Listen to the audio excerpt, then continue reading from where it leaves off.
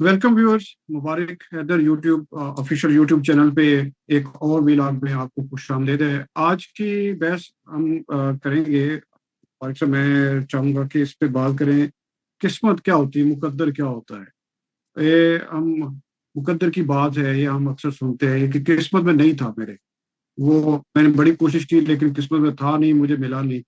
मुकद्दर में होगा तो मिल जाएगा, यानी हम माजी के एक्शन के ऊपर भी बात करते हैं कि आज हमें जो नहीं मिल सका वो किस्मत में नहीं था, कोशिश तो बहुत की, नहीं मिला। और मुकद्दर में होगा, मुस्तकबिल में होगा, तो फेथ एंड डेस्टिनी का जो एक है। और इसके ऊपर मैं चाहूंगा कि एक तो ये थोड़ा सा इस पे डिफाइन करें कि ये बेसिकली क्या कॉन्सेप्ट है, और मज़हब इनके ऊपर क्या, किस तरह से रोशनी डालते हैं, और साइंस क्या कहती है।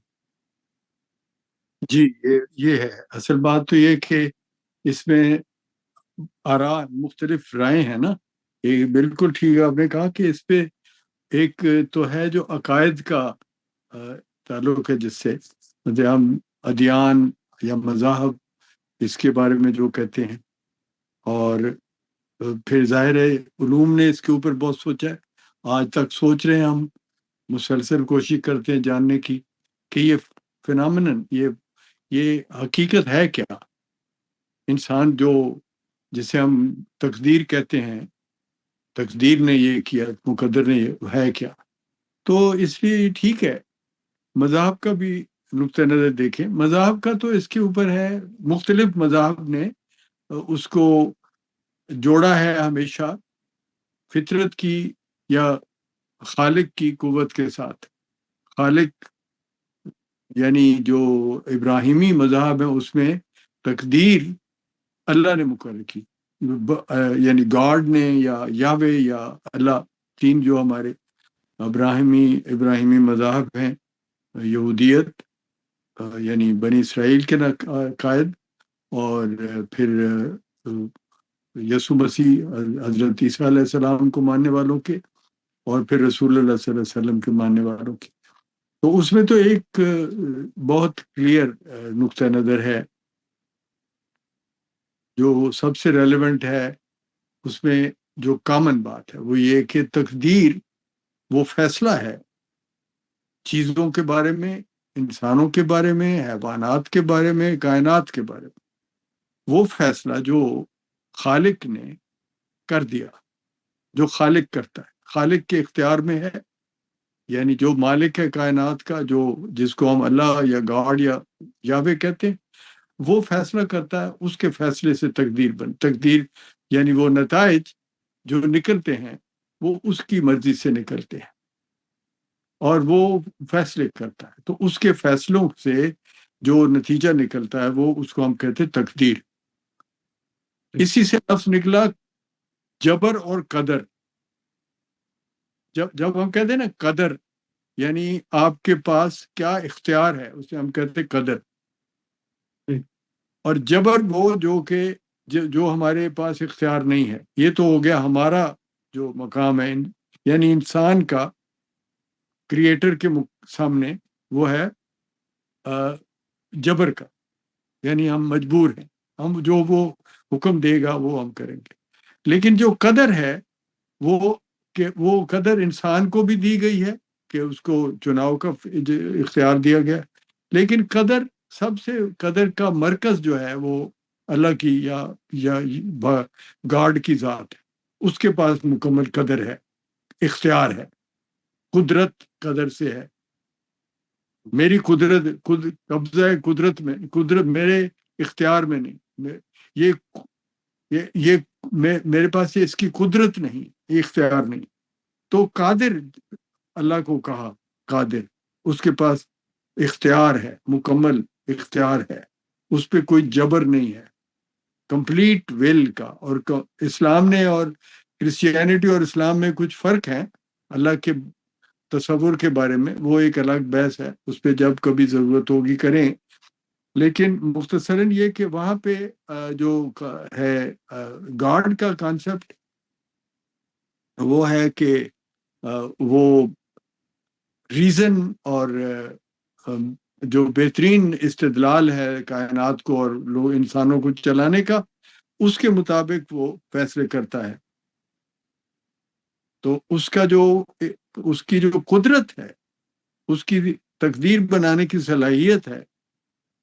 اب آپ اس کو فالو کریں کہ قدرت ہے اس کی، اور جو فیصلے کرتا ہے وہ تقدیر ہے ہماری. یہ چیزوں کی تقدیر ہے، کائنات کی تقدیر ہے. قرآن نے بھی لکھا کہ ہم نے آسمان بنائے اور ان میں ان کی تقدیر لکھ دی.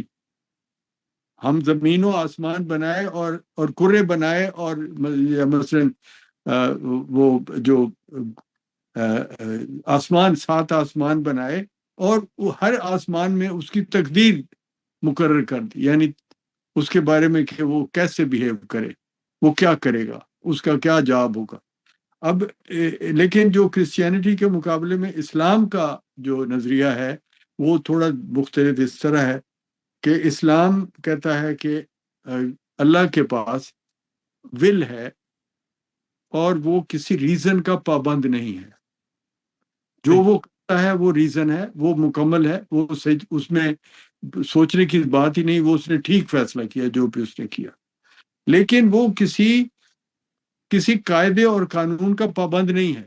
وہ قاعدے اور قانون بناتا ہے لیکن کسی کا پابند نہیں ہے.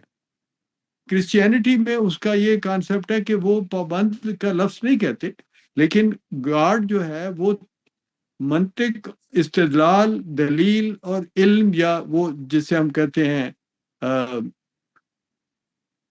ذہنوں کو، انسانی ذہن کو مطمئن کرنے والی جو صلاحیت ہے، جو اس کی آزادی اور بچت کے لیے، اس کی نجات کے لیے ضروری ہے، وہ فیصلے کرتا ہے. اللہ جو گاڈ ہے وہ مہربان ذات ہے،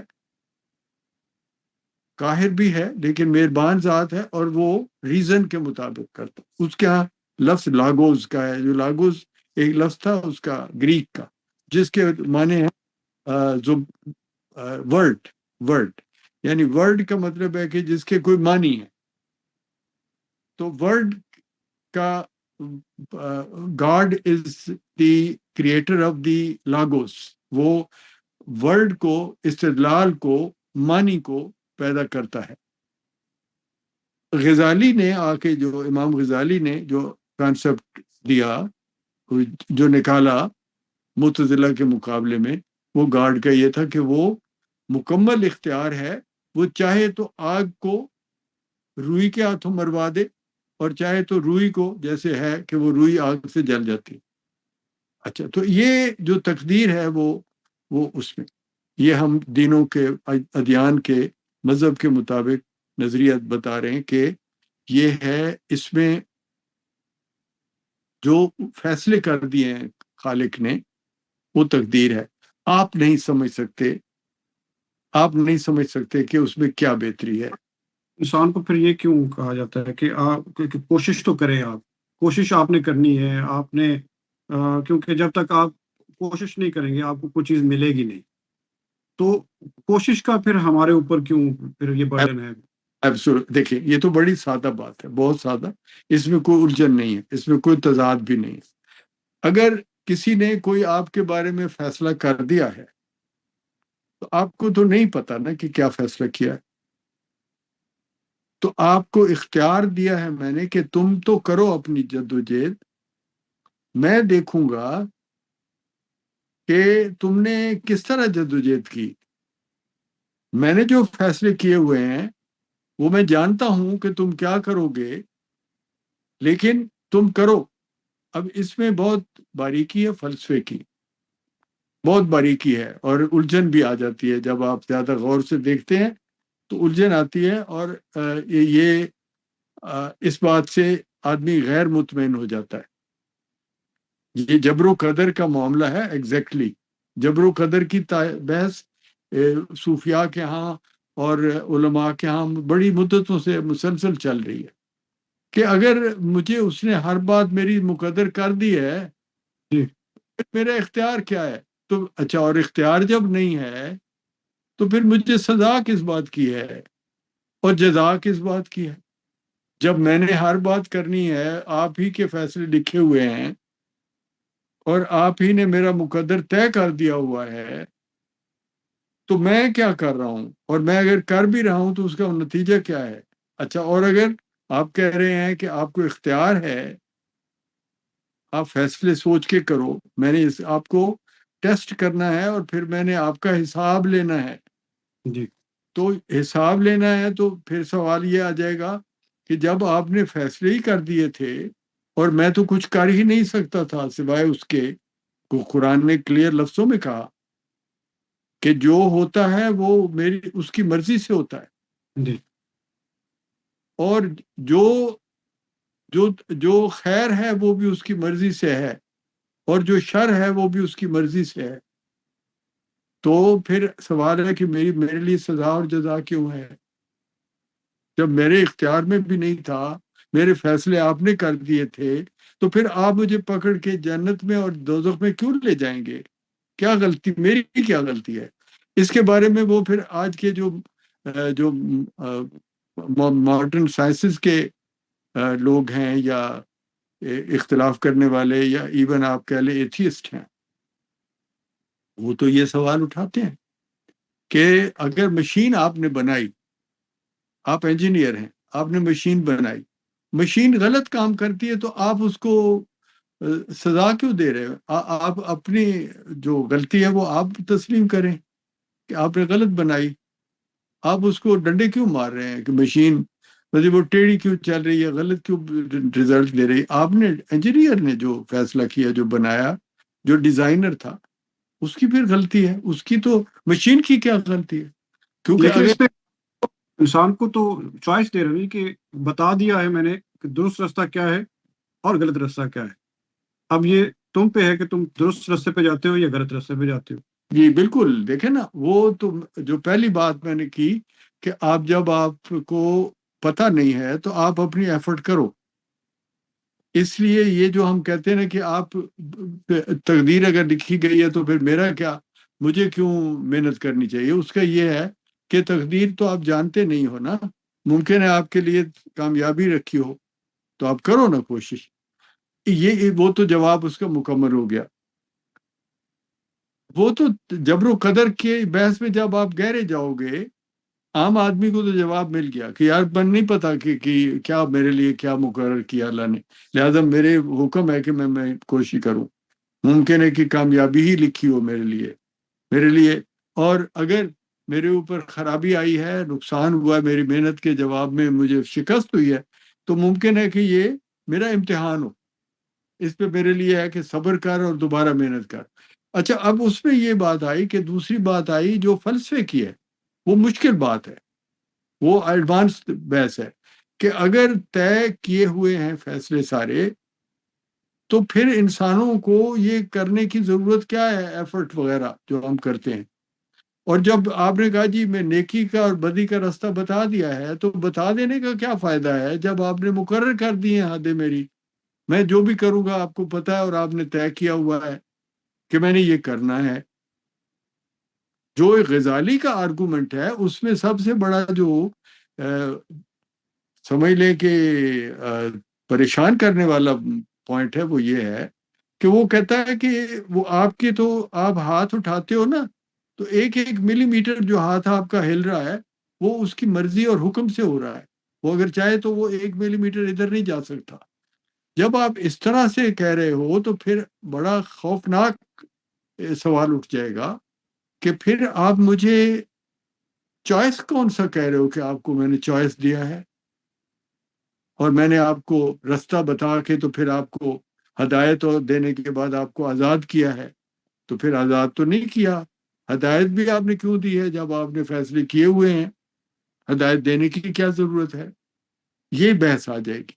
اور خیر، لیکن یہ بحث ایک الگ ہے، اور اس میں جتنی بھی آپ چاہیں اس کے اوپر ایک پورے سیشن رکھے جا سکتے ہیں، اور مطلب بڑے جو علماء ہیں دین کے زیادہ بہتر بتا سکتے ہیں، ان کے ساتھ بیٹھ کے بات ہو سکتی ہے، ہمارے اعتراضات یا جوابات۔ لیکن جی لیکن تقدیر کی جو ماڈرن علوم میں ہے وہ الگ سے بات ہے، وہ آپ اگر اس کو دیں۔ لیکن آپ کا سوال کیا ہے؟ نہیں، وہ میں سوال تو یہ یہاں پہ کرنے لگا تھا نا کہ کچھ چیزیں ایسی ہوتی ہیں نا جی وہ پھر شاید مذہب کے زمرے میں چلی جاتی ہیں، لیکن میں اس پہ چاہوں گا کہ اس میں لاجک یا سائنس کی بات آئے گی۔ وہ یہی کہ کچھ چیزیں ایسی ہیں جو مجھے میں نے ایفرٹ بھی نہیں کی لیکن مل گئی. اور جس طرح آپ لاٹری کا اگر ایک ایگزامپل لیتے ہیں، میں نے جا کے ٹکٹ خریدا، لاٹری لگ گئی. میں ایک دن پہلے غریب آدمی تھا، آج میں کروڑوں پتی ہو گیا ہوں. مل گئی، کوئی کوشش نہیں کی، جسٹ 2 پاؤنڈ یا $1.5 یا $1 خرچہ. اب اس کو میں کہاں لے جاؤں؟ قسمت میں رکھوں یا کو انسیڈنس ایسا ہوا ہے؟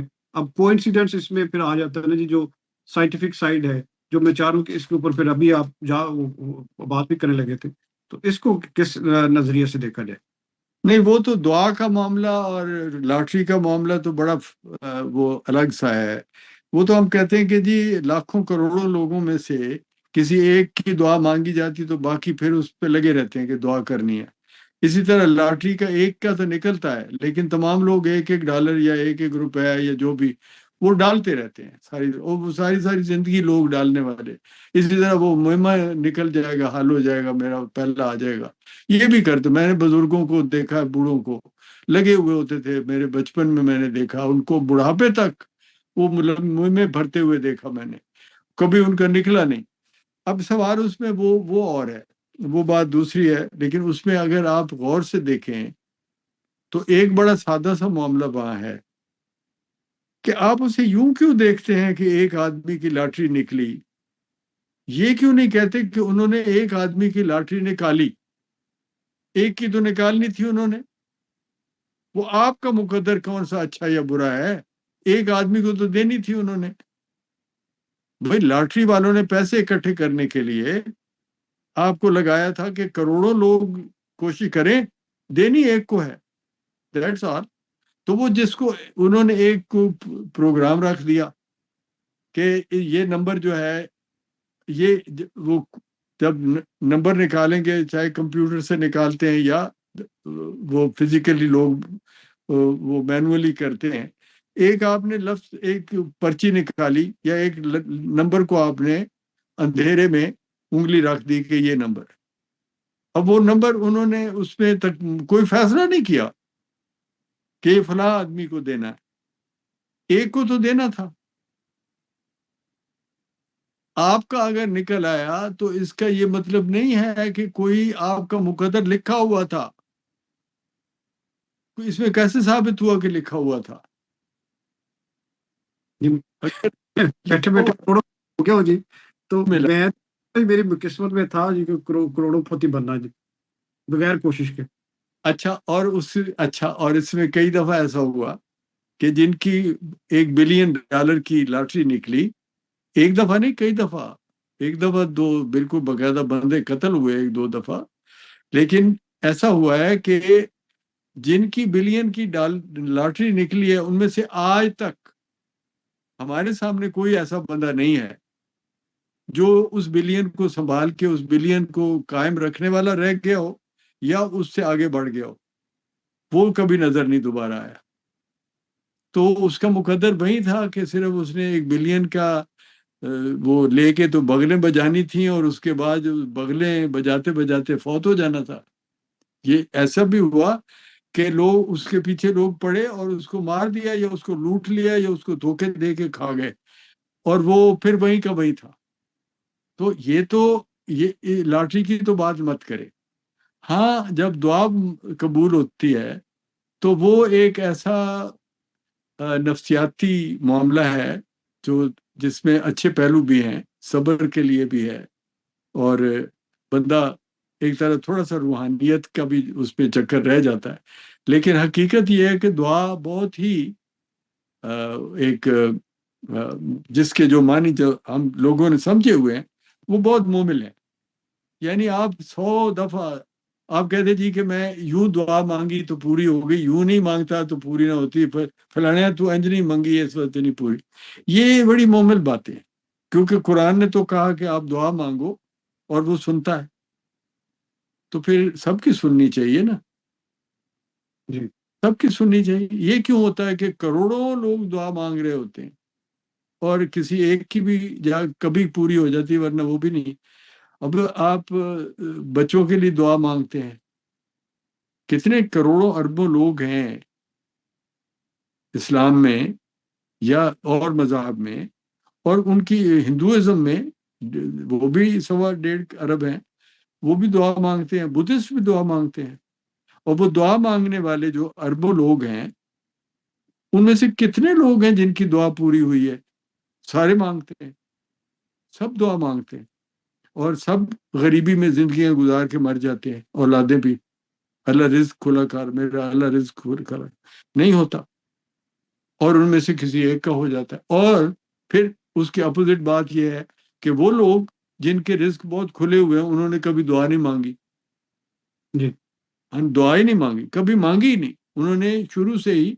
اور کیا جو بندہ کروڑ پتی کے گھر بچہ پیدا ہوتا ہے، اس نے دعا مانگی تھی کہ میں ایسا پیدا ہو جاؤں؟ وہ تو سائل تو کہے گا کہ میں نے دعا مانگی تھی تو میں اپنے باپ کے گھر پیدا ہوا تھا، یا ہاں میں وہ تو ایک مومل بات ہے. تو یہ دعا والا نہیں ہے، دعا میں نہیں. تقدیر کا مسئلہ کچھ اور اس کا ہے. سائنس کیا کہتی ہے جی پھر؟ سائنس یہ کہتی ہے کہ جو میں اس کا جو لب لباب بتاؤں گا، وہ زیادہ چونکہ ریفرنس دینے کی ضرورت نہیں ہے، بہت لوگوں کے بہت نظریات ہیں. بات یہ ہے کہ کائنات اتنی بڑی کائنات ہے، کتنے کرے ہیں، کتنے سورج ہیں، کتنی کہکشائیں ہیں. پھر اس میں ہماری ایک زمین ہے، اس کے اوپر ان ساری قوتوں کے اثرات ہیں. پھر ہم 7-8 ارب لوگ ہیں یہاں رہتے ہیں. ہم ہر ایک آدمی اپنی اپنی کوشش میں اپنے اپنے رستے پہ محنت کر رہا ہے. اب اتنے لوگوں کے ایک بے پناہ بڑے ہجوم کی جو ڈائریکشنز ہیں، وہ آپس میں ٹکرا رہی ہیں، ہمیشہ ٹکراتی ہیں. کیونکہ کبھی کوئی کچھ سوچ رہا ہے تو میں کچھ اور سوچ رہا ہوں، اور میرے اور اس کے درمیان مقابلے ہیں. میں نہیں جانتا کون کون ہے مقابلے میں جانتا بھی نہیں. اتنے زیادہ لوگ ہیں ہم، اور اتنی قوتیں ہیں جو فیصلے جو اثر انداز ہو رہی ہیں. تو اس میں اتنی ساری باتوں کو اینالائز کر لینا ممکن نہیں ہوتا کہ آپ ان ساری چیزوں کو جان لیں، جو قوتیں، جو فیکٹرز کام کر، کون سی گورنمنٹ کون سا قانون بنا رہی ہے، کہاں پہ جنگ شروع ہو جائے گی.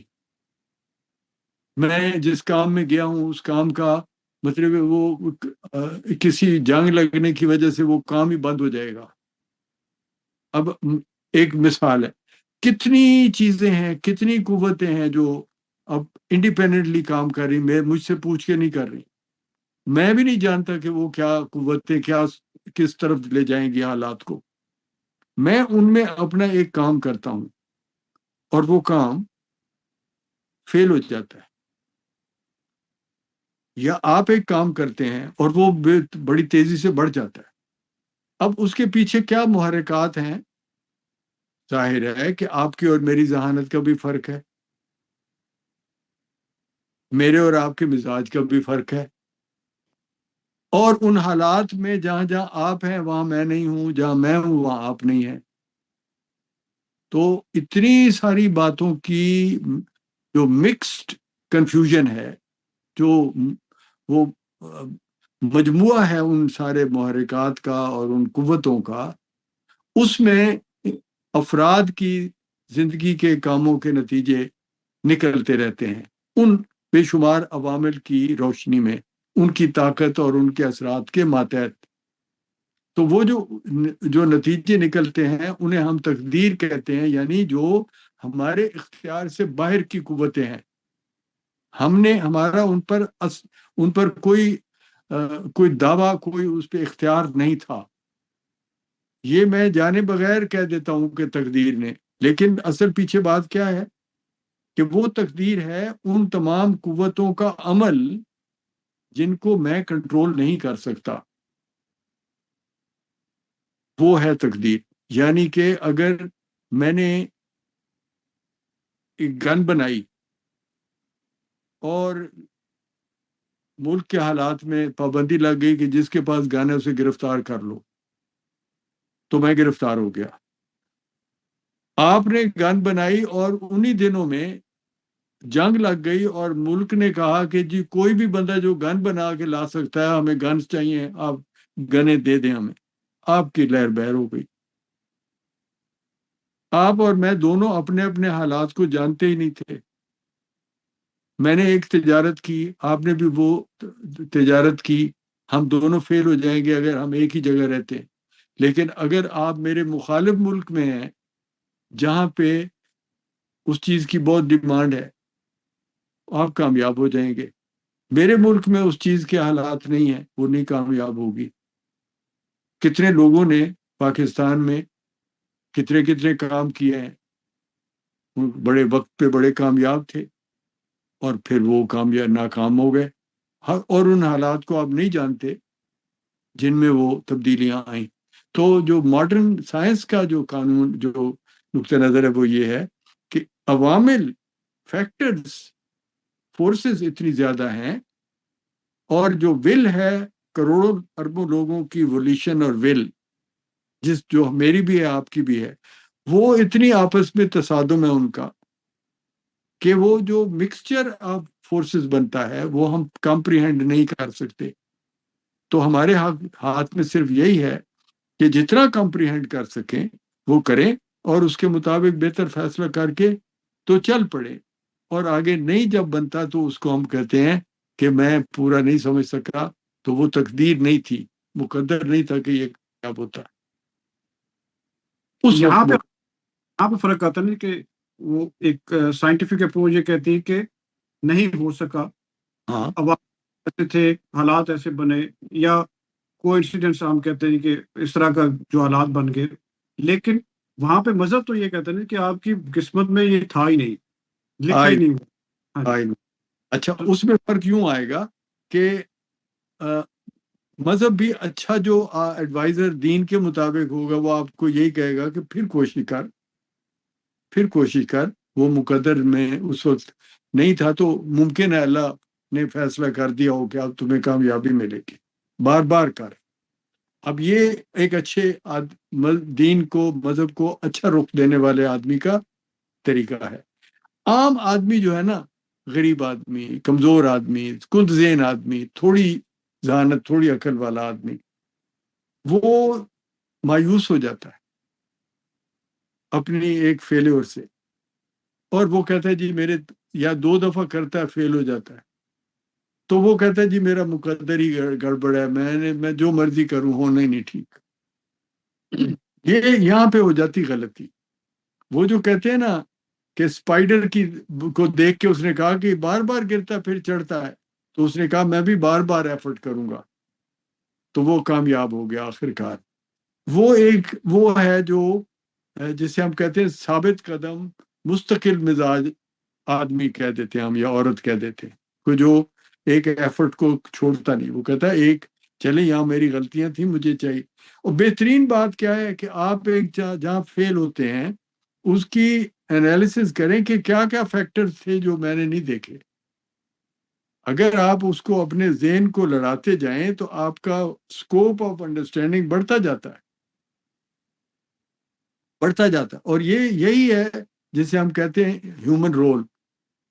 بہترین ہیومن رول یہ ہے کہ ہیومن رول اپنے کامیابیوں ناکامیوں کا انالیسس کر کے، اور پورا معاشرہ اس پہ پھر چلتا ہے. جو بہترین معاشرے ہیں اس میں فرد نے بھی اور معاشرے نے بھی اپنی کامیابیوں ناکامیوں کو انالائز کیا، اور اس کے نتیجے میں انہوں نے بہتر نتائج لے لیے.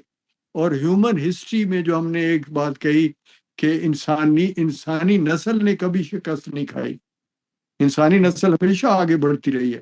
اس کی یہی وجہ ہے کہ انسانی نسل نے ہمیشہ سوچا ہے، اس کا سوچنے کا عمل کبھی رکتا نہیں. تو وہ اپنی غلطیاں پوری دور کرتے چلے جاتے ہیں اور آگے بڑھتے جاتے ہیں. جہاں جہاں ان کو شکستیں ہوئیں اس کی وجوہات سمجھی اور آئندہ شکست سے نکل آئے. تو جو نسل در نسل ہیومن ریس کی ترقی ہوئی، اسی طرح انڈیویجول بھی بار بار کی ایفرٹ سے اپنے حالات بہتر کر لیتا ہے. تو اس جی لیے قدر کوئی فیصلہ نہیں ہے. اور میں آخری فکرہ ہمیشہ یہ کہتا ہوں کہ پوری انسانی تاریخ میں تقدیر کی جو جکڑ تھی وہ ٹوٹ رہی ہے، اس کا دائرہ، اختیار کا دائرہ بڑھ رہا ہے، تقدیر کی قوت کم ہو رہی ہے. ہماری انسانی ایفرٹ نے کتنے ایسے کام جو کہ مکمل طور پر تقدیر کہے جاتے تھے ان کو بدل دیا. بچہ پیدا ہوا بیماری کے ساتھ، بیماری کا علاج ہو گیا. بندہ غریبی میں پیدا ہوا، اس نے محنت کی اور وہ خوشحال ہو گیا. ماں باپ ان پڑھ تھے، انہوں نے ایفرٹ کی اور بچے کو پڑھایا، اولادیں بہتر ہو گئیں. سائنس نے کتنی مشکلات حل کی صرف سوچنے یہ سے.